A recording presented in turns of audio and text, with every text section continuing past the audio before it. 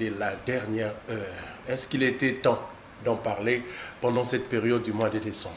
Exactement, parce que cette parabole explique en réalité la raison d'être de la mission de notre Adonai Yehoshua HaMashiach, Jésus-Christ, sur la terre, et en même temps la responsabilité que Mashiach nous a donnée. Parce que quand vous lisez religieusement Matthieu chapitre 20, comme vous l'avez déjà annoncé, Matthieu chapitre 20, le verset 1er jusqu'au verset 6e, vous allez voir que dans cette parabole, on parle d'un roi qui est sorti dès le matin, parce qu'il avait sa vigne. Il a commencé maintenant à embaucher les différents serviteurs. On parle des ouvriers de la 3e, le 6e et 9e heure, ainsi que les ouvriers de la dernière heure, ou 11e heure. Donc cette parabole résume, comme je l'ai dit, le but pour lequel Jésus-Christ était venu sur la terre et la responsabilité qui nous a été assignée, étant apôtre, prophète, docteur, évangéliste. Si vous le permettez, monsieur le journaliste, quand on essaie d'entrer dans la profondeur de cette parabole, nous allons comprendre que cette parabole explique deux dispensations ou des alliances. Il y a la première alliance et la seconde alliance.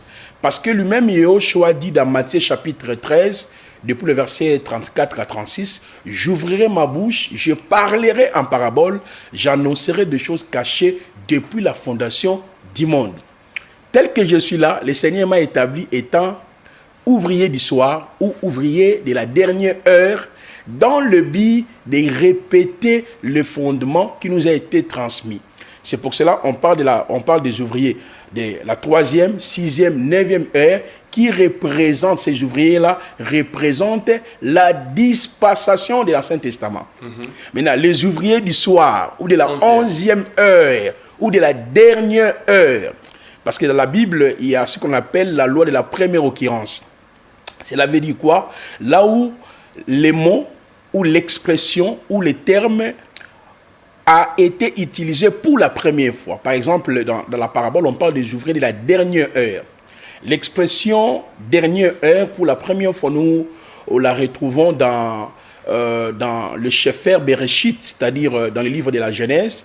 Quand vous lisez Genèse chapitre 49, depuis le verset 1er jusqu'au verset 2e, lorsque Jacob est arrivé au soir de sa vie, il a rassemblé ses enfants.